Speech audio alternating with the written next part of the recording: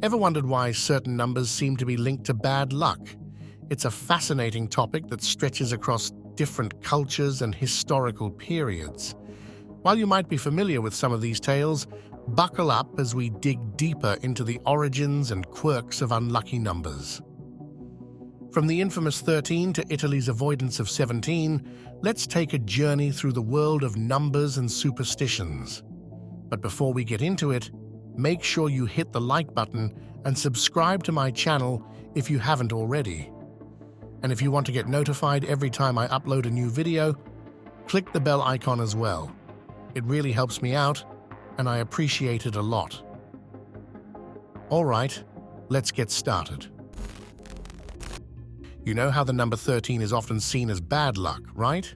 Well, that idea has been around for ages, and nobody really knows where it started. Some people think it comes from the Bible, where Judas, who betrayed Jesus, was the 13th disciple at the table. Others think it's from Norse mythology, where Loki tricked Hoder into killing his own brother, Balder. There's even a thought that it goes way back to ancient times, connected to old statues that represented fertility. But here's the catch. 13 isn't unlucky everywhere. In Japan, it's the number 4 that's considered bad luck. This is because the word for 4, sho, sounds like the word for death. To avoid this, people often say yon instead of shoi for the number 4.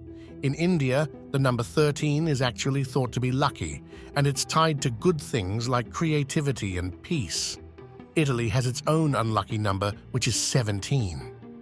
Why 17? Good question. The Roman numeral for 17 is dirty 10-7, and if you shuffle those letters, you get VIXI.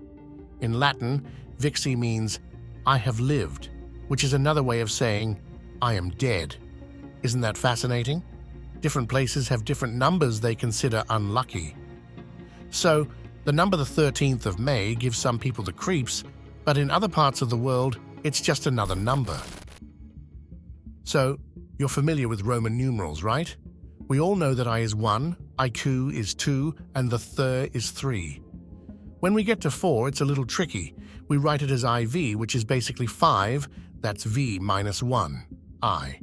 Now 6 is VI, which means 5 plus 1. This pattern keeps going, and you combine these symbols to write any number you want. When we get to bigger numbers, new letters come into play. X stands for 10, L is 50, C is 100, D is 500, and M is 1000. Wondering how to write 1462? It's MCDL-XNI. But here's something you might find intriguing. The letters used for Roman numerals aren't just numbers, they're also part of our alphabet. Take VIXI, for example. You might think it's just a mix of Roman numerals, but it's actually a Latin word, pronounced VICI. If you speak Spanish, you might see the similarity with the verb vivir, which means to live. Latin can be a pretty complex language, especially its verbs. In Latin, VIXI isn't just any word. It's a special form of the verb to live. It's like saying, I have lived, but in the past tense. It's very specific and gives you the sense of something that's completed. That's why, in Italy, VIXI or 17 isn't seen as a lucky number. When you rearrange 17 to VIX, it's like saying I'm dead, which is not something you want to say casually, right? So in Italy, the number 17 is a big no-no. People there take this really seriously. How seriously? Well, let's just say that the 17th of any month is often called a black day, or un giorno nero in Italian. People even carry lucky charms with them, like a little red horn or a tiny hunchback statue, just to keep bad luck away. And it's not just about carrying charms. Many also hang horseshoes in their homes for good luck. If you're planning to do something important in Italy, it's better not to do it on the 17th. People avoid things like weddings, important meetings, and other big events on that day. Even Italian airlines get into the act. You won't find a seat number 17 on their planes. Crazy, right? Now let's talk about a bobsled track in Sassana, Italy. This place is so superstitious that they didn't even name the 17th turn. Seriously, it's called senza nome, which means without a name. They just skipped it. Hotels are the same way. You'll hardly find a room number 17 in Italian hotels. But let's put this in perspective. Does the number 17 really have some magical power to bring bad luck? Who knows, but people sure believe it does.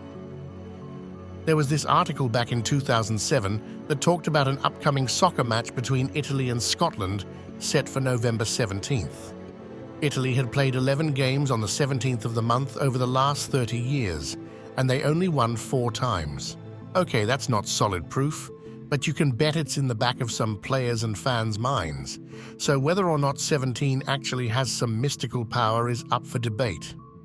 What's clear, though, is how strong these beliefs are and how much they influence people's actions and thoughts. Whether it's 13, 4, or 17, it's clear that different cultures have different takes on what numbers bring good or bad vibes. And hey, the power of belief is something that can't be easily measured. So the next time you find yourself avoiding a certain number or doing a ritual for good luck, just remember, you're part of a much larger global tradition. If you like what I do in here, don't forget to hit the like button and subscribe if you haven't already. Thanks for watching, and I'll see you on the next one.